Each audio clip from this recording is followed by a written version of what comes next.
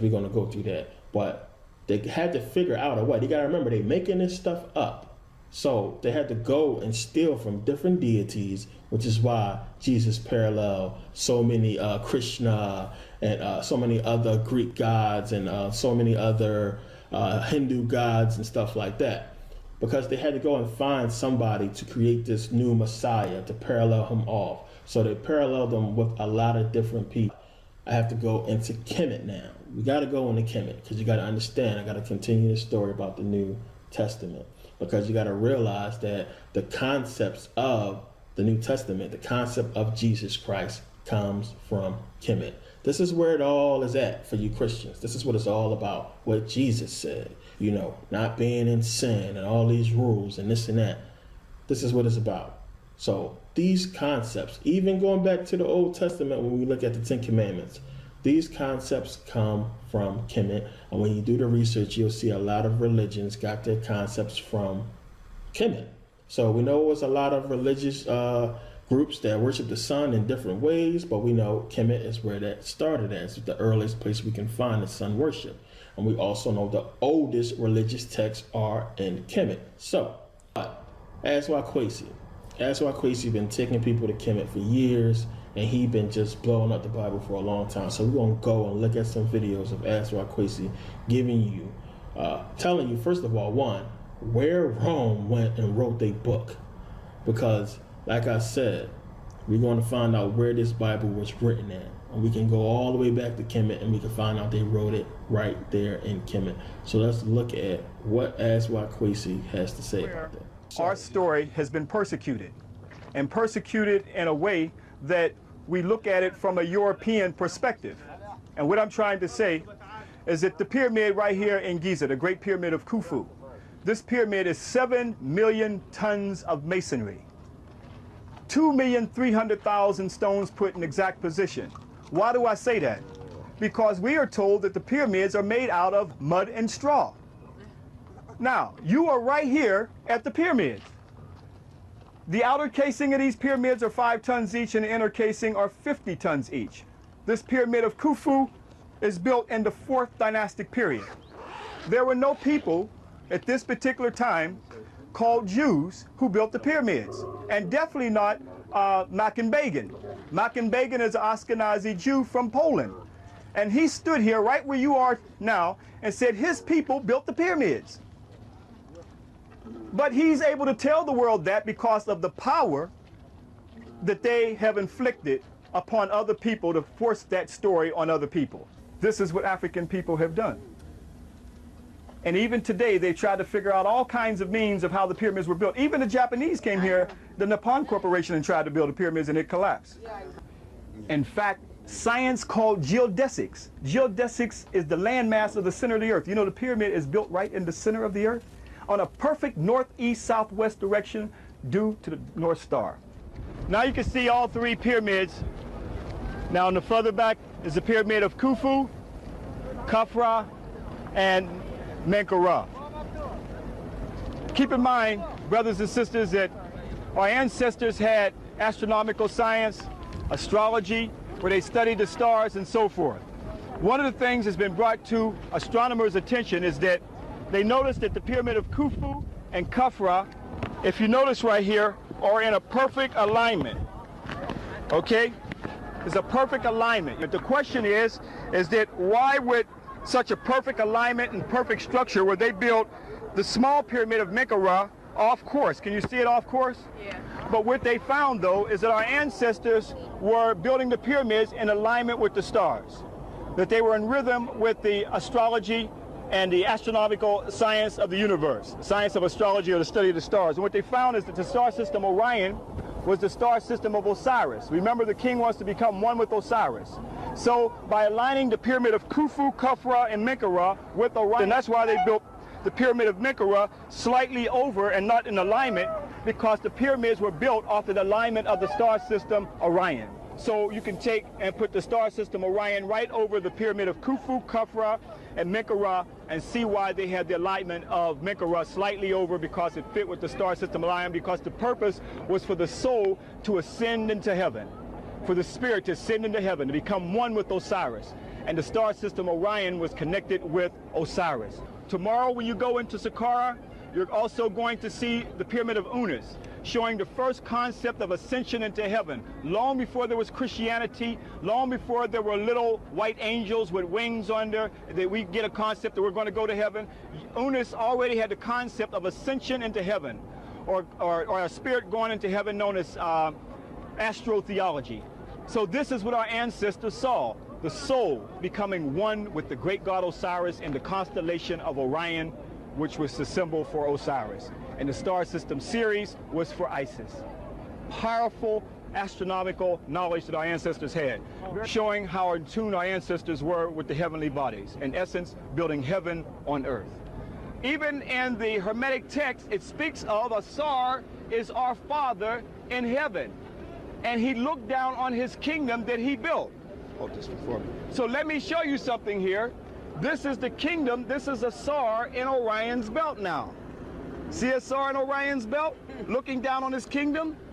In Amos in the Bible, it speaks of, seek of him who is of the star, the 7 stars of Orion. Right here, this is where it started. That was taken from the Hermetic text of your ancestors long before the Ptolemies got the Jews to write the Bible, and the first European Bible was written right here in Egypt. And it was Ptolemy Philadelphus who got them to write for them, which they copied it from the pyramid text of our African ancestors. You have to go to your temples for proof and validation and research and see the temples. It says the carving from the temples of Ipidasut, Karnak is called today. Sahu Nepet, Orion was Lord of the heavens. So here we see that this is Sahu, this is Neb, and this is Pet. So our ancestors saw Orion was Lord of the heavens. They carved it on the temples, but why did they put it there? That's what we want to look at. They saw, as we go back to the scriptures, we're going to bring the scriptures in the court of law. Where is it in the scriptures? Yes, it's in the scriptures. In Amos, chapter 5, verse 8, it says, seeketh him that maketh the 7 stars of Orion. Uh-oh. 1, 2, 3, 4, 5, 6, 7. Seeketh him that maketh the 7 stars of Orion. Well, our ancestors saw that Asar, our spiritual father, and the Zep-Tepi, for our spirit to go back to him, to rise up our caress, we see 1, 2, 3, 4, 5, 6, 7, and the constellation of Orion long before it was in Amos and the scriptures was even in existence. This is the Zep-Tepi, or the first time of creation. Our ancestors saw through the constellation, through the heavenly body, through astrotheology, through the cosmos, the first divine mother and father for them to live for eternity. A set represented Sahu, called Ceres today, and Asar represented Orion. Our spiritual mother and father that we carved on the temples. Here we see the earliest story of Asar, who had an evil brother named Set. Many versions of the story, who got 72 conspirators to crucify him. Here we see this is long before the Cain and Abel story. You got it carved on the temples. And although you see it carved on the temples on the outside, still on the inside, they're still beautifully painted black. It's through this story of the union of Asar and Asar's resurrection, through the union of Asar and Aset, they have a holy child. It's told on the papyruses where the name paper came from. We see Tahuti, we did not worship animals, but Tahuti, the divine nectar, the messenger corresponding to Gabriel in the gospel, announces to the goddess Aset that she give a divine immaculate conception and virgin birth. So here you had this spiritual story where Tahuti came, who was a spiritual law, said Aset would have a holy child. This is long before Gabriel, the angel of the Lord, came through the back door and told Mary that she was going to have an immaculate conception. Now, our story was more spiritual because Tahuti gave the call, and Amun came to Asar and said that your wife Aset would have an immaculate conception. Now, I don't know about you, brother, but if your wife came to you and said an angel of the Lord in the back room came and said that she had an immaculate conception, I don't know if you go for it or not. I don't know. But that's belief. On these temples, right here, Dendera, at the temple of Het-Heru, let's go inside these temples, brothers and sisters, and going inside these temples, here we can see an ancient spiritual story where Asar, here we see he's born in a manger. One of the things that I make sure of is that we get accounts that's not going to be revealed to tour groups who come through here. That's what I try to do. Reveal the information that normally would be passed by and not even mentioned to many of the Europeans because it would conflict with their European Western world through their own European white supremacy thinks that everything started with them, or think that their whole European Christian concept started with them. This is a Torah book. It's good to pick these little books up. And it's written by the Mormons. The Mormons who write these books. The Mormons. Okay? But the Mormons are heavily into Kemet. Now, this is a chapel. This chapel is where Haru was born, in a manger, at December the 25th. Okay? Now, here's the book. Let me read it.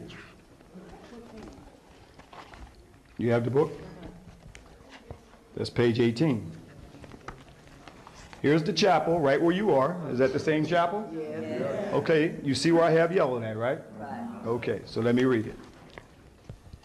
This court and chapel, from a special unit within the great temple, they were used for the celebration of the Day of the Child in his cradle, a festival commemorating the birth of Horus, which, coming as it did at the close of the Egyptian year, offers a curious resemblance to the Christian festival of Christmas. How could it be a curious resemblance when this predates European Christianity? What was the symbol of this temple right here? What zoomorphic form? Cow. The cow. Now, have you often wondered why the cow is always in the manger? Yeah. This is Hathor right here with the cow's ears that looked over Haru in his birth at December the 25th. Here you see a pictorial version of their painting of the European Jesus wrapped up like the mummy that was called the Carissing, that we'll get into in the lecture series, showing you right here, why is it a cow? No one had never asked, why is the cow in the manger? Because the cow was head of Haru. And where Haru was born in the manger, this was his surrogate mother, the cow. That the cow symbolically plays the surrogate mother on over the European pictorial versions of the Bible that we have right here. So again, you can see where it all came from. I know this is hard for some folks, but you have come back to see it. Not one group, by the thousands who come here, is getting this like you're getting it. Now you see the cow head of Haru over the King Horus that you see right here. That every king that was born, like Horus born in this chapel right here. Put this in your own mental court of law. Let's see all the evidence. And once all the evidence is presented, we can see where European Western version of Christianity copied from this. Right. And judge it for yourself. You've heard their side of the story? Take time out and hear your ancestors' side of the story. We're not saying for you to believe it, but just like the court of law of Ma'at, let's put it on the Makaru. Let's put it in the witness stand of truth, justice, and righteousness on the square. And we want to hear the truth, the whole truth and nothing but the truth. And then judge it in this mental court of law. Our African ancestors, brothers and sisters, saw the matrilineal system. Keep in mind that all the kings had to come through the line of the woman. Is that right? Right. What man can say he didn't come from a woman? Please step forward so we can understand where you came from. So our ancestors had no problems understanding that divine principle of that sacred womb where we all came from. That was the basis and foundation of the goddess principle and the matrilineal system in Africa. And our ancestors saw, in order for the king to rule the throne, like you have Ursa Ma'at right here, the goddess Sheshat. Here you see her in the tree of divine wisdom, giving the fruit of divine knowledge and wisdom in order for him to rule the throne. It had nothing to do with no tree of good and evil. The patriarchs who came from the north, the Hyksos and others, who had a misogynistic nature, a hatred towards the woman, could not conceive of a woman nor a goddess giving a man anything. And that story was corrupted. The tree of divine wisdom and divine life was corrupted into the tree of what? Because here we have that they created in their biblical stories in the opening of the pages in Genesis that there was Adam and Eve, is that right? And they were not to eat of the tree of what? Knowledge of what? Good and evil. Now who was seduced by the serpent and ate from the tree?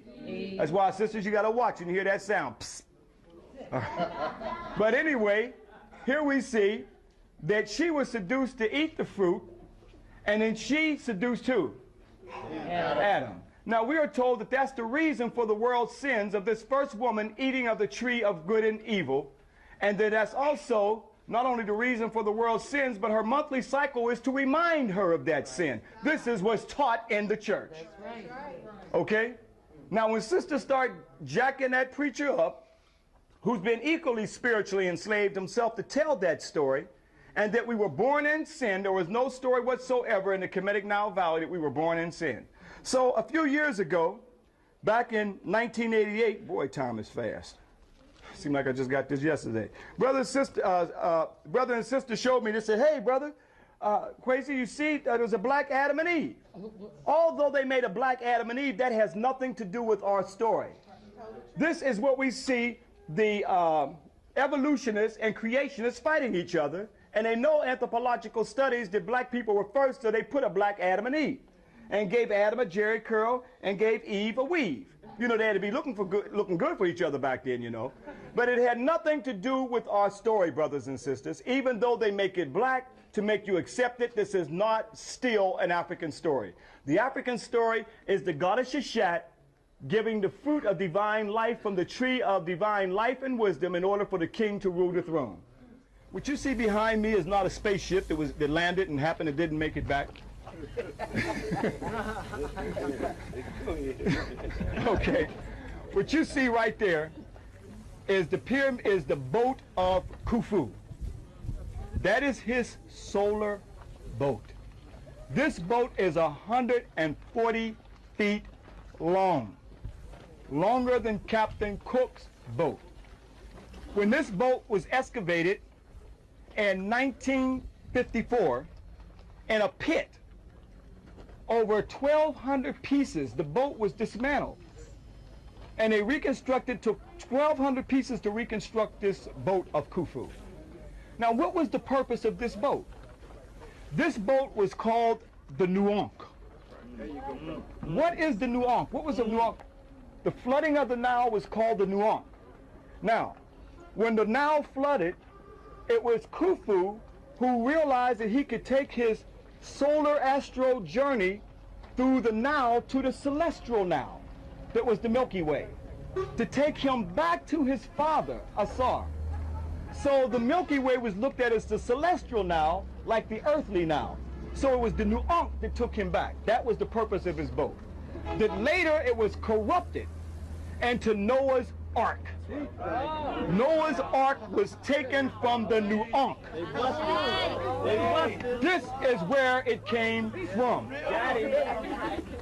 Nowhere are you going to find no Noah's Ark.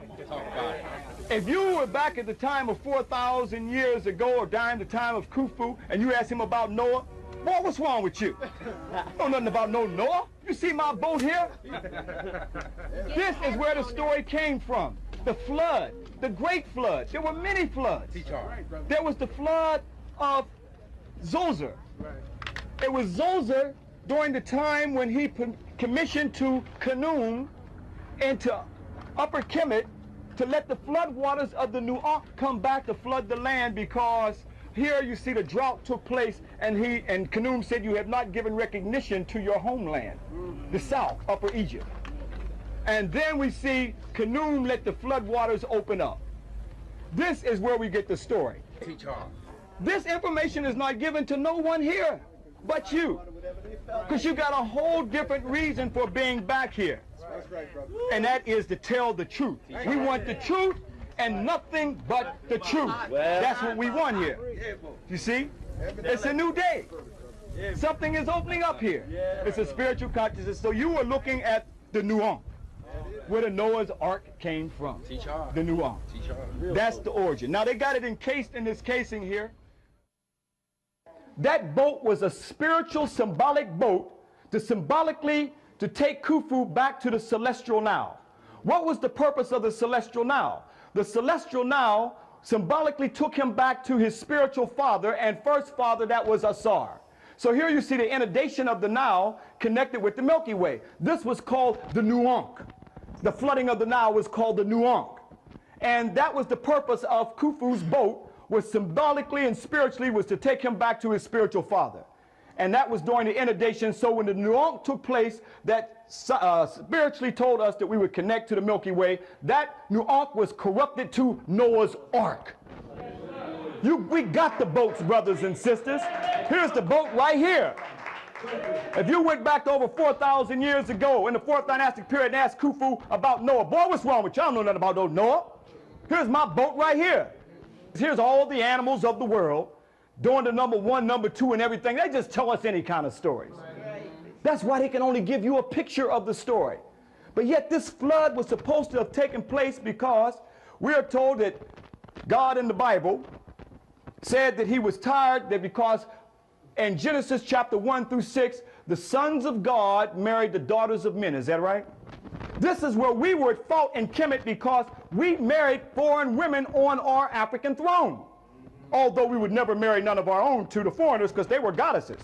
Here during the 5th dynasty, this African king is called Sahara. Now here's the first time that we get a concept called Sa-Ra. Sa-Ra means the son of God. They were the sons of God in Kemet, marrying the daughters of men onto the throne of Kemet. This is where you get the concept in Genesis chapter 1, where the sons of God married the daughters of men was taken from ancient Kemet. Brothers and sisters, here we have holy texts, holy writings. We've gone into Unis's pyramid. We've gone into Teti's pyramid. Spiritual writing when the Sahu, the spiritual body, astral projected. This is long before biblical text was even in existence. As we mentioned to you, this is the pyramid of Teti. And although you see it in the dilapidated state at this particular period, they did not make the solid stone pyramid that you saw in the Giza Plateau at this particular time. And this is the first spiritual, as they call today, religious text. This is the prototype of it all. That's what we're going to witness down here on the ancient.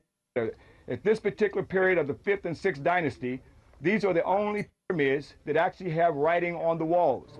So you are down into Teti's pyramid of the 6th dynastic period. As I said before, the difference of the old kingdom pyramids that you saw at the Giza Plateau, that you're equally going to see in Dajor, is that those pyramids have no medunetter, no writing. But during the 5th and the 6th dynasty, we see the writing, what is known as the pyramid text. This is where the pyramid text came from. This is the prototype of the earliest religious writing. Without this, Kemet would not have Per-em-Haru coming forth by day and by night. You would not have a Torah. You would not have a Bible, and you would not have a Quran. This is the origin of the earliest spiritual writing. We're talking about this pyramid is actually a book in stone. Now we see Ursa Ma'at Ra, Septepen Ra Ramesu Mariam, and a little practice you can say it too. Here we see that was his throne name, as they call Ramses from Ramesu, is now under the ram, symbolizes Amen. 2,000 years ago, our ancestors worshiped Amen, and his symbol was the ram because the sun was in the constellation of Aries. I show this because let's go to Christian art, and you see the ram in the European Roman Christian art. Why is that ram in their Christian art? Because they were deifying and worshiping Amen. Is this animal worship here? If they have the animal ram represented as Amen in their art, and it's not animal worship, why they come into Kemet and say animal worship and pagan and heathen and polytheism and all these other type of negative terms? Let's look at this. When you also go and look at and see the ram or the lamb over, as you see a Roman character of a Jesus here, it looks like. But when you look at that figure with the ram or the lamb over the shoulders, it was taken from Kemet when I showed you when the ram or the lamb in ancient Kemet, where the king became one with Amen and the Zoop type was the ram. But let's go over 4,000 years ago to the tomb of Meruka. I'm going to show you here, as you see the priest with the ram around his neck. But when we look at Leonardo da Vinci's artwork, you see Leonardo da Vinci's artwork with the lamb or ram around his neck. You can see where the origin of that came from. But this is carved in Miraculous tomb over 4,000 years ago, long before Leonardo da Vinci's European image of the Jesus. Okay. On this relief, brothers and sisters, you can see many concepts where they came in, as I said, like scavengers and picked different pieces. On this particular relief, you can see where the Western world through Judaism took a piece of a concept of the creation story from. You can see where the Greek philosophers took a concept of Greek philosophy from. And you can also see where Christianity took a concept, European Christianity took a concept from. So let's break it down. Again, carved in stone on the temple of Aset, right here on the island of Philae. It is here. It tells where the Western world literally came like scavengers and took various scenes to make up the Western world. And one of those scenes is we see that Hermes Trismegistus in Greek mythology, they literally took it from Tahuti. It is here that our ancestors had a study from the 42 books of Tahuti, representing science, law, and intelligence, who was represented as the ibis bird that you saw. We saw those little white birds that we saw come over here. So our ancestors looked at nature. We didn't worship the bird, but it was an attribute of science, attribute of intelligence. Tahuti writing down the deeds of our life on earth as we lived here. This is where the Western philosophical thought, Greeks took their concept of Hermes Trismegistus from Tahuti, now called thought too. So we see Judaism took God Khnum, fashioning man out of clay, and called him Jehovah. But notice the God Khnum fashioning man on the potter's wheel out of clay. This is where Judaism took a portion of this to make up their Genesis story with the Sanhedrins around 250 BC. From this relief right here of God fashioning man and woman on the potter's wheel. And they took other concepts of Atum from Heliopolis creation story, or the city of On, to make up their Adam as a man, when actually it was Atum the son. And we see where European Christianity took from the goddess Isis and Horus and made up the European, again, let me express, the European version of Mary and Jesus. Copied directly from these reliefs right here. So you got Greek philosophy, where he took from Tahuti and called it Hermes Trismegistus. You got the Jehovah Genesis creation story and the Bible, where they took from Khnum, fashioning man on the potter's wheel out of clay, and they turned it into making man out of clay, Adam out of clay. And you also got Christianity right here showing Isis lactating or breastfeeding the holy child Horus, who was born of immaculate conception and virgin birth. Three concepts just from this one relief.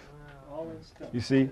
All carved in stone. As you can see the line, one dark, one light, showing where this temple was under the water. Nobody could come back and read this. And that's why over here, if you look against this wall right here, much of it, they try to chisel it all out. But our ancestors wrote endlessly as though one day we would forget our story. One day we would not know who we are. One day that the only thing that we put on our genetic memory bank would be an alien, a conqueror's story. In our mind, our story would not be told. And that's why Justinian in the 6th century AD came in and closed these temples down, because they were copying Christianity, the theological concepts from African people. And we'll get more into that during the lecture when we have the lecture series this afternoon. I want to even go further to show you, sisters, that y'all sacred. You are goddesses. And that's the problem with the brother today, because they took that concept out of his consciousness. That's why the rap groups around there calling her the bees and stuff. Yeah. Huh? Yeah. Okay, now look. Isis holding the Ankh of life. We know what the Ankh of life now is, a symbol of her uterus, right? So here, again, I show you, showing where the holy child is coming from her womb. See the loop? That's why she's holding it, because she wants the first immaculate conception and the first holy birth is going to come from her. So she's holding the Ankh for life. Can you see it? Not too much glare there, right? No, that's why the Europeans, when Justinian and the boys Theodosius, they came in, they tried to chisel it out. Couldn't deal with the real immaculate conception, but they weren't talking about one immaculate conception. Our ancestors were telling us on these reliefs that every woman could produce an immaculate conception, provided that she was on the spiritual level and the man was on the spiritual level. The both of them coming together produced immaculate virgin birth, which means a clean birth.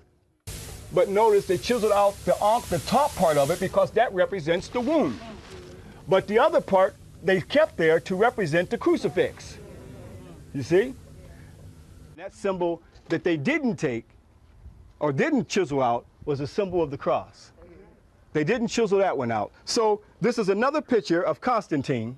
Constantine's vision of the cross, which he is pointing to this symbol, Sec Vincius. In this symbol, we shall conquer. Through this symbol, we shall conquer.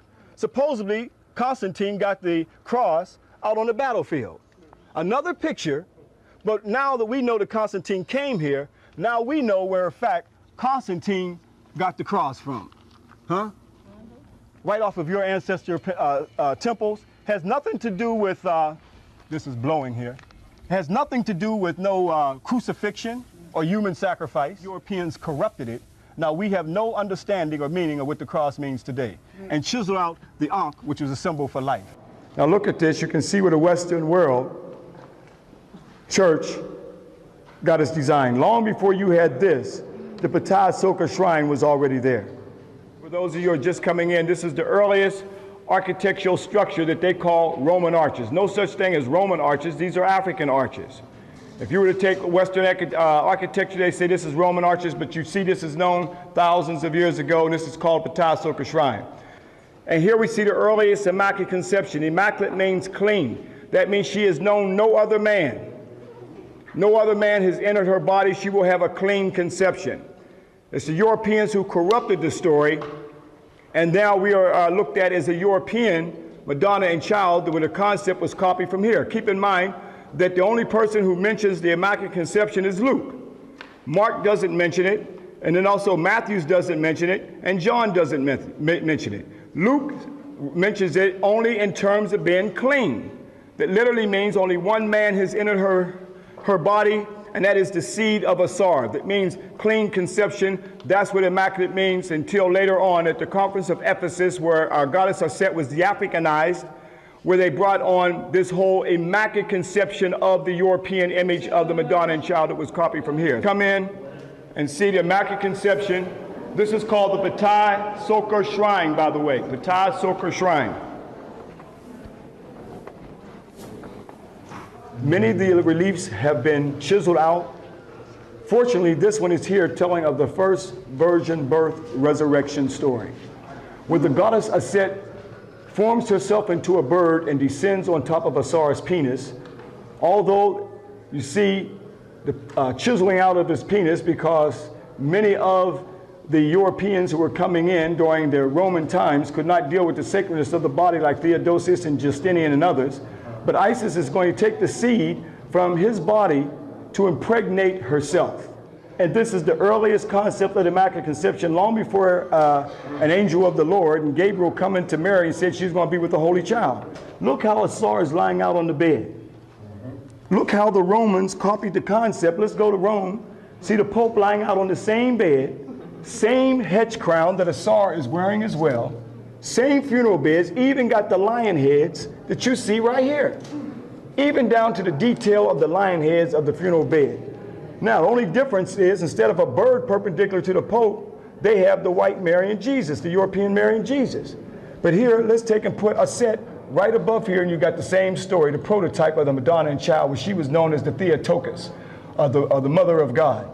Then she in turn becomes impregnated, and she's in the form of, in this form, as the Mheted Ra, or the sacred baboon, because the baboon representing birth. You see her stomach swelled up, but she also forms the Zoop type, okay, of the hippo. Why the hippo for the Zoop type? Because the hippo comes out of the water. It bursts out of the water, okay? And a woman looks something like a hippo. No insult, but they saw that that symbolically shows that she's impregnated, and how the hippo comes out of the water is symbolically like breaking her water.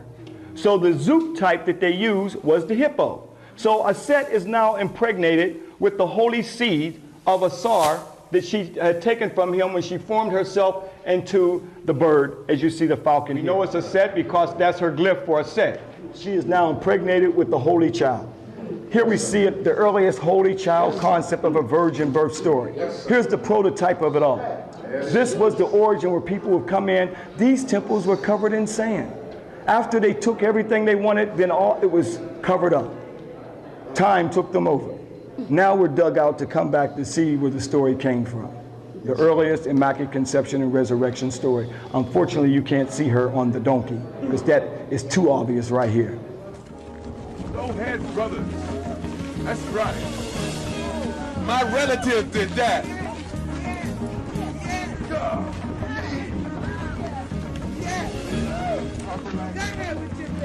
I'm serious.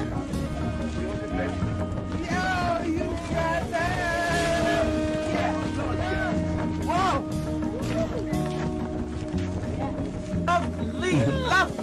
Lovely. Kemet, here you are. Before the Grand Master himself, Ursa Ma'at Ra, Septepen Ra, Ramesu Meriamun of the 19th dynasty. That's Ramesu II, the four massive colossals that you see him sitting on his Haru throne. Now the colossal that you see right here that's fallen, some say that that was due to an earthquake. We're not sure because we know how the plunders have come through, is that right? Here we see this facade is 100 feet tall and the colossal statues are 65 feet tall. The Grand Master himself and one of the greatest structures that he built right here in Abu Simbel. Sinro-Ret I. Here's an African here who set up the kingdom of Athens. Not only that, conquered into southern Russia, what is called Black Georgia today. I often wonder if that's why they call it Black Georgia, because of this African here in Sinro-Ret of the 12th dynastic period. Sinro-Ret I, who conquered into Europe at this particular time, and this huge colossal right here going back to the African origins of civilization. Now, Maspero, as my wife pointed out about, he's one of the top psychopathic races. Now keep in mind, the Cairo Museum, people come from all over the world to read this. But first of all, before I read this, let me show you this man right here named Maharpura. This is Maharpura right here. The 18th dynasty, giving praise to the great god Asaru, who the Greeks call Cyrus, sitting in his canopy, just like the Pope sits in his canopy, right? This is where they got the concept of the canopy from. But everything to deny you your history, this is what Maspero says about Maharpura. Let's read it right here. It says right here that Maharpura suggested that, Maspero suggested that Maharpura may have been the son of Thutmose IV and a negress. There were no negresses 3,000 years ago. At any rate, on a copy of the Book of the Dead found in a tomb and now exhibited on the wall of this room, Maharpura is depicted with his face black instead of the normal red. They were also the normal black. A detailed examination of his mummy, which showed that he died at about 20 years of age, also showed that he was negroid, but not actually a Negro. How would you do that? Now this is psychopathic racism at its best. So Maspero made it a point to make sure that he would plant in all people's mind, he's negroid, but not actually a Negro. What is a negroid, but not actually a Negro? That's like saying he's Caucasoid, but not actually a Caucasian. Everything to deny the African story that's told right here in the African Nile Valley. Negroid, but not actually a Negro. So I want to point this out to show you the forces that we're up against, the forces that we're fighting. As I said before, many years I've come here, and Amenhotep III that you see right here was in the front, along with all the other Middle Kingdom pharaohs. And I came a year ago, and I noticed that he was missing. I didn't know where he was at. And it wasn't until I came back, after searching throughout all the museum, I find him in the back corner. In this back corner with pieces that you see are broken up. He is a major pharaoh of the 12th dynastic period, a time of high literature, a time that it was known as the second golden age of Kemet. This is a brother who took and built the pyramids in Hawara. This is the brother who made the black capstone put on top of his pyramid that you just saw. But why is he in the back corner? But you're going to see Nefret and Rahotep, those two figures. Once you see them, you'll recognize them because you see them in all the books in America. That's who they show you, who were irrelevant, who were not pharaohs, who did not build major sites and so forth, and one even questioned if they had anything to do with this. But we got to question, why is Amenhotep the third all the way in the back room, in the back corner for no one to see him, where he's been systematically moved out of the way? And I'm saying that this brother built his pyramid, like I said, in the area of Harawa. He's known as building the labyrinth, which is a very elaborate structure. Many rooms were in this labyrinth. So all the things that he did, but the racism of the Western world, this is where we have Amenhotep III. But you see his nose had been knocked off. This is what we're saying. Like I said before, there's no one prototype that defines an African facial characteristic. Look among us, we have all types of facial characteristics, nose structure, and even color. This is what made us truly the people who we are, the mothers and fathers of the planet Earth. But systematically, the ones that got wide nose, thick lips, have been systematically trying to erase it from the public's eye. So now we see Amenhotep III is in the back corner with other relics, and we have to come back in the back corner. And when we get around to the other side, I'm going to show you where he once stood at. So we have to understand that there's a serious psychological, intellectual war going on. And it's a serious war that's just as vicious as having our children in the classroom where the psychological war takes place, especially when that educational institution is controlled by someone who does, or other people who doesn't have the best interests of our children nor our people at heart. Yeah, come on over here, Joseph. Listen, yeah, we've been doing this. Let Joseph come over here for a minute. Here's Amenhotep III living right here today, Brother Ken Joseph. Look at Ken Joseph here, and look at Amenhotep III. Go, hold your head up high, brother. No, look at us. We know. All right, okay. Now you can get your shots in right now. Brother gonna charge you for that shot too. Now you can see the gene is still passing on. And we got to take Joseph down to Harawa one day and see that pyramid as well. The first thing that you'll see on Egypt, many of you have seen Rahotep and Nefret. Rahotep was not a king. Nefret was not a queen. They did not hold the throne in ancient times. But it seems as though they are in all of the books in Egypt. It's the opening of the page. Now keep in mind that African people are many colors. I've traveled throughout the African continent. There are many shades of color of African people. But the point that I want to specifically point out here is the fact that Nefret and Rahotep are the ones who stand out in all the books. So when you get the books, they have selectively gone through here and have, as we know in America, a thing called passing.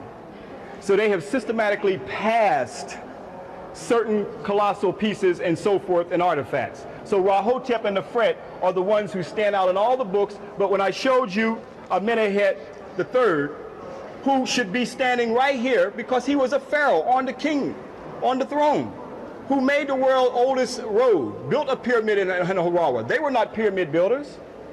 So I want to point that out to show you that when you pick up a book, even when you go upstairs and on your way out and you may pick up a book or just weave through it, the first thing you'll see is Rahotep and Nefret. And you will not see some of the other African pharaohs that have been systematically taken out of the Cairo Museum. I remember back in 1985, he's no longer in the Cairo Museum. You see? He was there in 1985, but he's no longer here today. This particular piece was found in a German workshop. It had no cartouches bearing her name, and it was found in the early 1920s by German excavators. But it looks nothing like this version of Nefertiti, which was found on the walls of Tel Armana, which was actually the city of Akhenaten. But yet this one has been claimed to be Nefertiti, meaning the beautiful one has come, and is supposed to be the most beautiful woman who ever lived. When in actuality, if we look at Nefertiti, this was the portrait of Nefertiti. Also, the daughters, notice the head on the daughters, and it's the elongated head. Well, many Europeans said that that elongated head was a deformity. But when we look at the sister from Zaire, But see, she has the same shape in her head. It goes back to the daughters of Akhenaten. Some serious hair, huh? Looks just like the hair on our heads today. So if anybody tries to tell you that Egypt is a white civilization, you can point out this hair. So those of you who have your cameras, you want to make sure you take a good picture of it. But this is what Gaston Maspero, an Egyptologist, said about the hair in the Nile in Egypt. He says the hair was inclined to be wavy and even to curl into little ringlets, but without ever turning into the wool of the Negro. But take a look at that hair. It looks like the wool, doesn't it? This is a picture of the hair that's on a figure that was found. So you can see what the person looks like and what the hair looks like. I don't know any European that could claim that hair. And so you know you have to have a serious comb to get through something like that. But you know what, brothers, by the way, some hair curlers even were found in Luxor, where we're going tomorrow, dating back over 3,000 years ago. So when you see those sisters with that head full of hair curlers, she's actually practicing an ancient African fashion tradition. Okay? So come on up and get a good look at the hair. Okay, the word for earring is shaku. And so this is a style of earring that Tutankhamun and other Nubians wore. They came from Queen T, who popularized this style of earring. Now what's happening now is Liz Taylor's copying the same style of earring and making them part of her Egyptian style collection. But not just the earrings. Take a look in here, because there's a bracelet that's called a minifret. And when Amos was crowned king, his mother, Ahotep, wore this bracelet. And so while he was the one who was trying to drive the Hyksos out of our land and preserve our culture, Liz Taylor's now trying to rip it off. And here's that bracelet. Making millions of dollars off of it. Never get it right. Taking everything we have. Now you can see the grandeur of African people, brothers and sisters, like looking at this grand master right here, Amenhotep III. Amenhotep III was known in the 18th dynasty as the grand master builder during his time. And when we get into Upper Egypt, you're going to see the temple that he also built on too. You're going to see the lotus columns that he also built in Luxor. But as you look in the courtyard of Luxor, you'll see some toothpick columns that the Romans built. And when you look at these toothpick columns and you see the columns that Amenhotep III built, you'll see who truly was the grand master builder during his time was Amenhotep III. And I think it's only right that the queens, that my wife should speak on the queens. This is the beautiful Nubian queen known as Queen T. She was the wife of Amenhotep III, like my husband just mentioned. And the woman, the sister, was such a beautiful queen that he took her by his side, put her into roles in the government. So the sister participated in the government in Kemet. And when the brother's health started failing, foreign diplomats corresponded with the queen. And then the queen even became the first Secretary of State in Kemet for her son, Amenhotep IV, or known as Akhenaten, when he chose not to take care of governmental duties. Now the brother loved the queen so much that he built a lake for her, an ornamental lake, a mile long and a fifth of a mile wide, known as Lake of Tea, and built a temple for her in Nubia, showing the connection between her homeland, Nubia, and Kemet. So this is the beautiful queen known as Queen T. And if you notice on the top of her headpiece, she's got the double uraeus up there, and that means that she ruled Upper and Lower Egypt. Now this brother saw the sister equal to him. That's why they're on the same level here. So here we have Amenhotep III and Queen T. We're talking about over 3,000 years ago. Yes, he is right here. That's right. That we have Queen T's with us today. What is the Per'ankh? The Per'ankh is the house of life. And that would be equivalent to the present day hospital. And again, we're saying that the temples talk to us, and we bring the temples to life in terms of seeing the Grand Master himself sitting on the square Imhotep. Unfortunately, you cannot see his head because his head has been knocked off. And maybe that is because so the world cannot see that Imhotep, this black man, was in fact the first physician. Long before some Hippocrates, and still our children are told that Hippocrates was in fact the first physician, but yet 2,000 years before Hippocrates, Imhotep was the first physician that he had his bowl to wash his hands. And look at the instruments here, like scissors and needles and so forth. The same instruments that they use today, if you were to go into the hospital for surgery, you see the medical instruments right here of Imhotep. Okay. Again, we call on our spirit of our sisters who are got the Imhotep spirit. That means that they studied medicine according to that of Imhotep. I think when you took medicine, did you have to take the Hippocratic Oath? Yes. Okay, with although you took the Hippocratic Oath, sisters, but that Hippocratic Oath was actually the oath dedicated to Imhotep. And although they told us that Hippocrates was a father of medicine, but 2,000 years before Hippocrates was the father of medicine or physician, Imhotep predated him by 2,000 years. Now, unfortunately, you see Imhotep right here, and his head is now knocked off. So the world cannot witness this African of the 3rd dynastic period, architect, grand vizier, physician, long before Hippocrates, right. But look right here. You see scissors, okay? You see suctions, you see needles. You see all the various, now are these the same instruments, you tell me? Are you familiar with these instruments here? Yes. Okay. Are these instruments that they use today?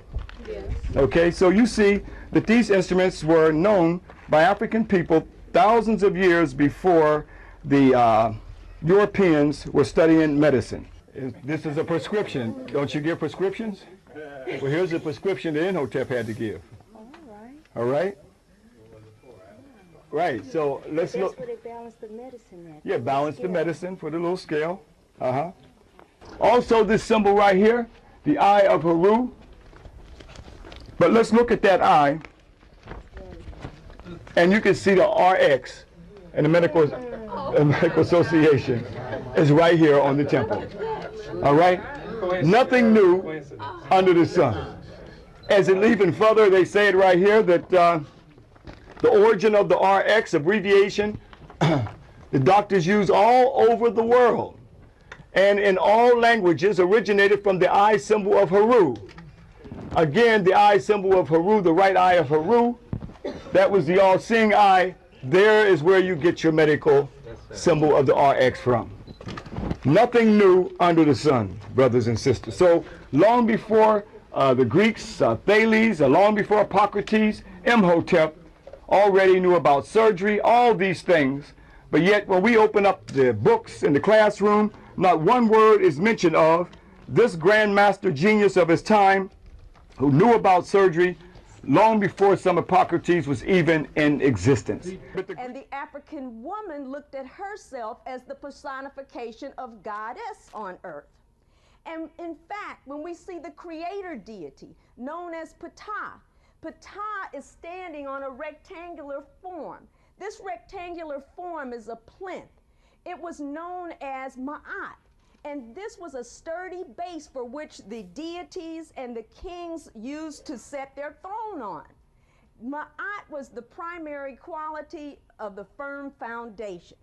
So in essence, the whole Kemetic society was based on an African woman known as Ma'at. And she was shown with her wings widespread and the ostrich feather on her head. She was the symbol of cosmic harmony, and she gave balance and order to all things. And she represented the unwavering path of the order of the world. And this was exemplified by the stiffness of the ostrich feather on her head. It was affected by, but unaltered by, the winds of change. So brothers and sisters, when we were in Abdu yesterday at the temple of Seti I, we see Seti I offering Ma'at to Amun-Ra. And this is in order to ensure equilibrium would prevail in Kemet. And Ma'at represented truth, justice, and righteousness. In fact, she gives the best representation of the significance of African women in ancient Kemet.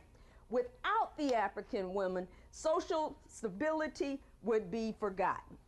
But not only was the African woman looked at as the foundation for Kemetic society, the African man looked at the African woman as the heavens.